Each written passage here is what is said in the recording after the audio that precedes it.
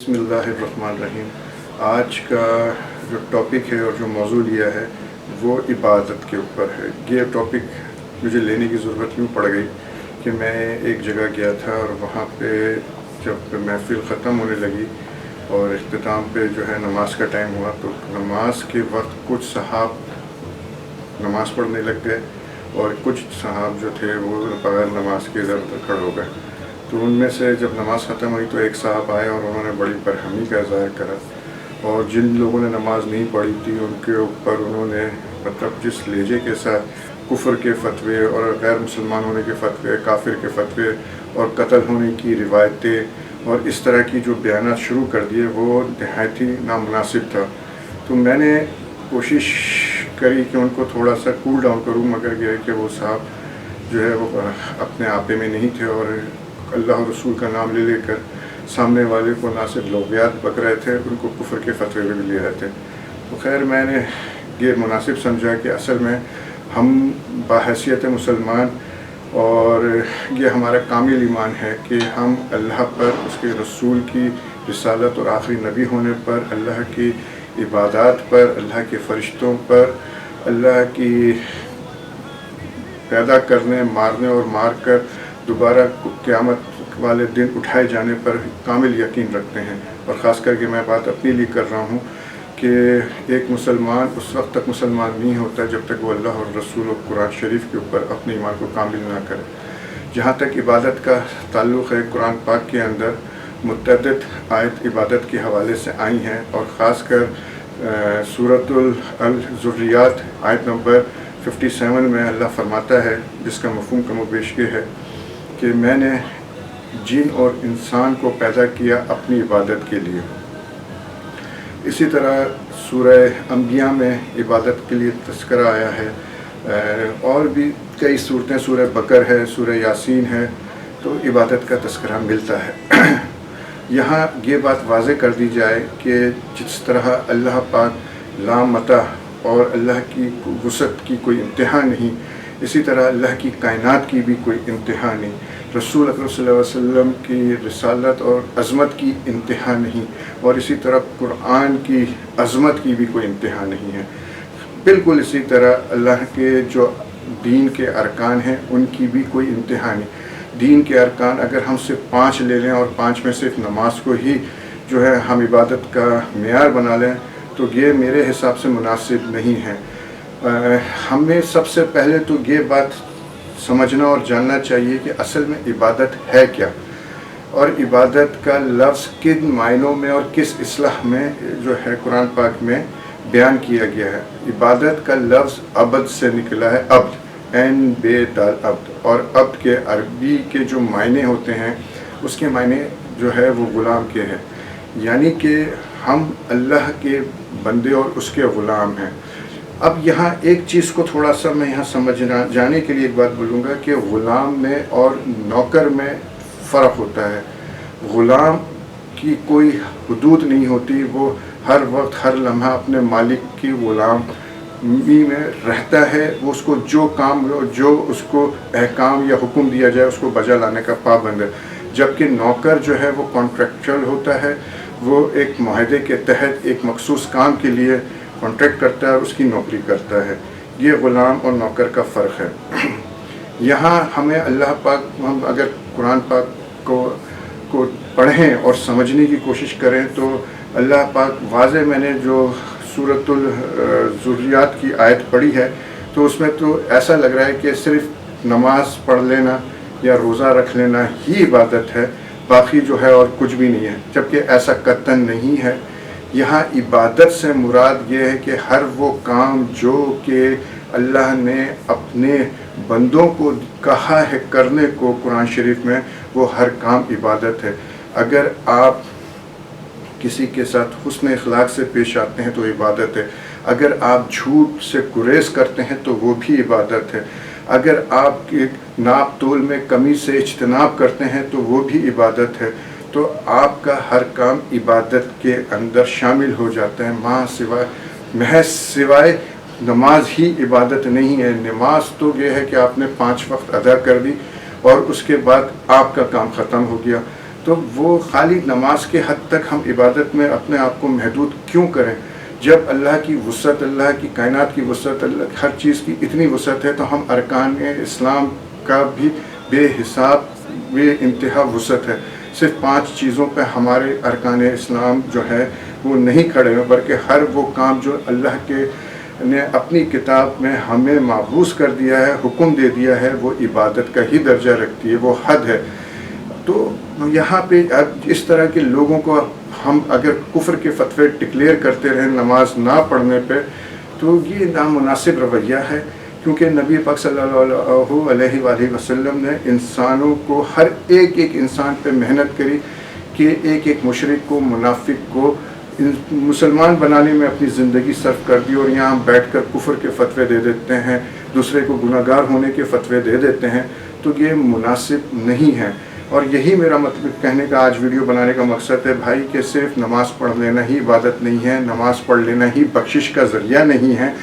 نبی پاک صلی اللہ علیہ وآلہ وسلم کی کتنی حدیثیں ایسی ہیں جس سے واضح لگتا ہے کہ کتنے نمازی، حاجی اور جہادی اللہ پاک جو ہے صرف اللہ کی رحمت سے، اللہ کی جو ہے جنت سے محروم ہو جائیں گے. ہم اگر قرآن پاک کا مطالعہ کریں تو قرآن میں نماز کا ہی حکم 70 سے 75 جگہ بامشکل ملتا ہے، جبکہ اللہ پاک نے قرآن کے اندر جو ہے لوگوں کے ساتھ معاملات کا جو حکم دیا ہے، جو آیتیں آئی ہیں وہ 250 سے زیادہ آیتیں ہیں.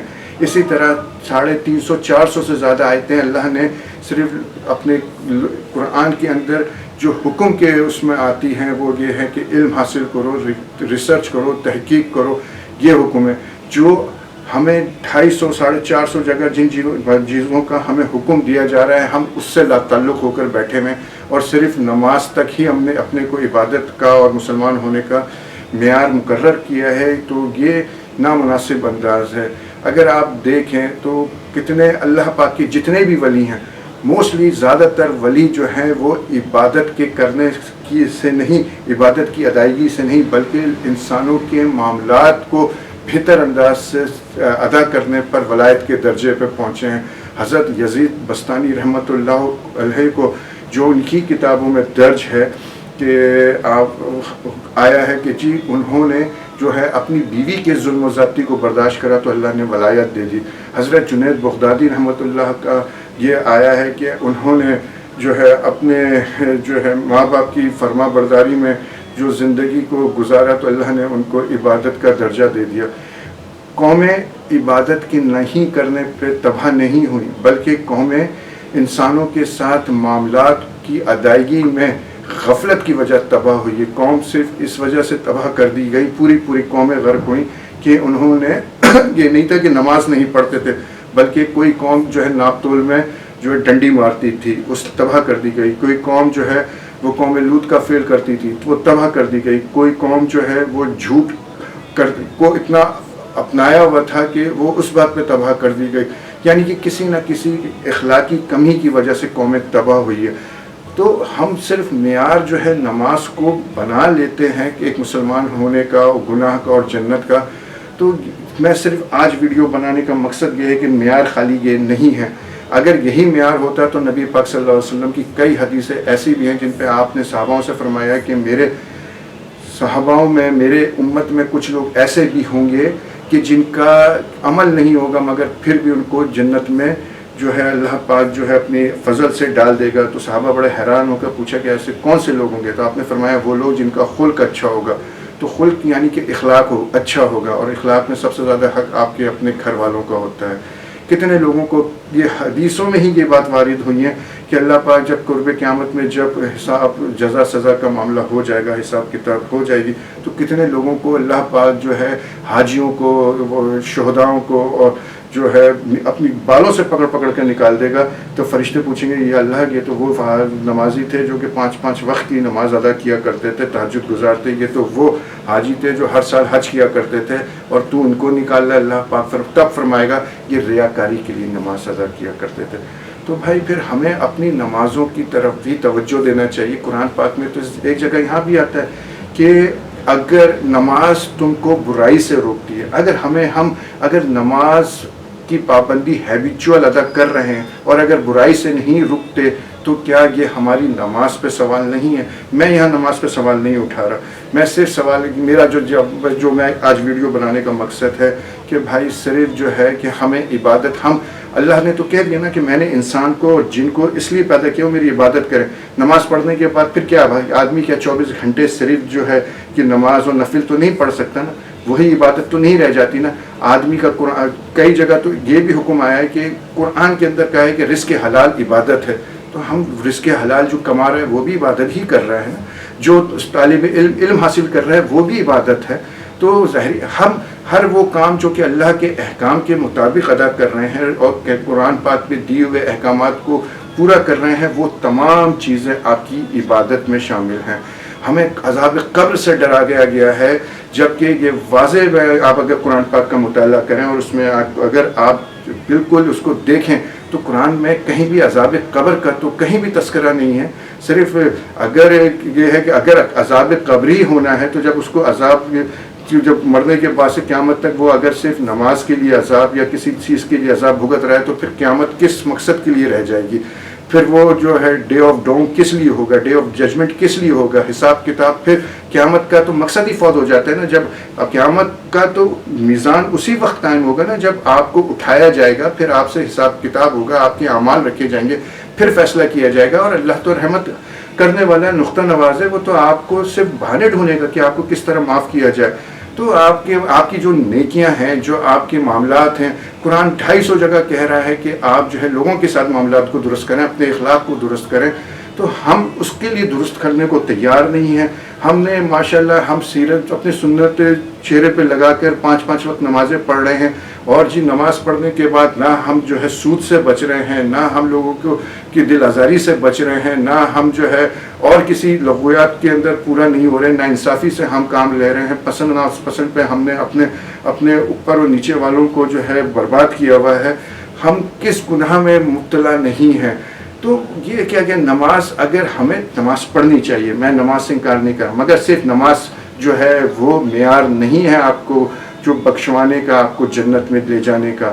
آپ کا ہر عمل جو قرآن کے مطابق قرآن نے حکم دیا ہے وہ حد ہے، وہ آپ کو کرنا ہے، وہی آپ کو بخشوائے گا، وہی آپ کی جنت میں آپ کو لے جانے کا ذریعہ بنے گا۔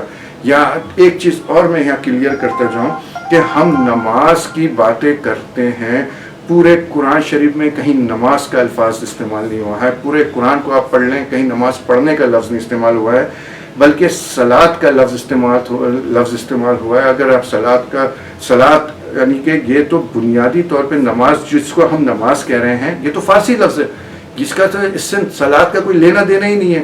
صلاۃ اس کا، اور اگر ہم نماز کو دیکھیں تو اس کے معنی جو ہیں وہ تو صرف دعا کے بنتے ہیں کہ یہ دعا ہے، ہر آپ بیٹھ کے آپ کسی کو دعا دیتے ہیں وہ بھی اب آپ کی عبادت ہے۔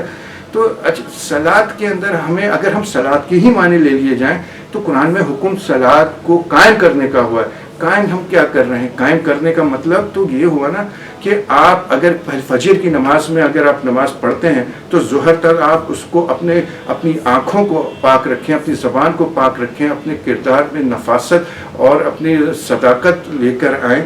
تو اور جو فجر سے اور ظہر تک کی نماز میں آپ ہر برائی سے بچ رہے ہیں اور پھر ظہر کی نماز جا کر آپ ادا کر رہے ہیں، وہ قائم کرنا ہوتی ہے۔ تو سمپل اگر ہم اس بات کو سمجھیں تو یہی ہمارے لیے بہترین ایک سورس ہے۔ لوگوں کو غلط قسم کے ترجمے، غلط قسم کی تشریحاں، غلط قسم کے معاملات دے دیے گئے ہیں، اور صرف جو ہے کہ مطلب لوگوں کے ساتھ معاملات کا دور کا کسی کا لینا دینا نہیں ہے، اور وہ صرف نماز کو جو ہے وہ جو ہے وہ جنت کا ذریعہ سمجھ رہا ہے۔ تو میرے خیال سے اس طرح نہیں ہے۔ نماز جو ہے وہ 2 طرح کی ہوتی ہیں، جس کو میں نماز سے مراد صلاۃ، ایک صلاۃ مفصل ہے، ایک صلاۃ مجمل ہے۔ صلاۃ مفصل وہ ہے جو کہ آپ ہاتھ پاؤں سے جو پرفارمز کر رہے ہوتے ہیں فجر ظہر عصر کی نماز میں، اور صلاۃ مجمل وہ ہے جو آپ کو ہر وقت ادا کرنا ہے، جس کو ہم صلاۃ دائمی بھی کہتے ہیں۔ یعنی کہ وہ صلاۃ دائمی جو آپ ہر وقت ادا کر رہے ہوتے ہیں، اس میں آپ کی آنکھوں کی پاکیزگی، آپ کی زبان سے لغو باتوں سے پرہیز، آپ کے کردار میں جو ہے وہ نورانیت آنی چاہیے، آپ کے ہر عمل جو ہے جو قرآن کے مطابق ہے وہی آپ کی صلات ہے، وہی آپ کا عبادت ہے، اور اسی پر آپ کو اجر ملنا ہے۔ جزاک اللہ خیر۔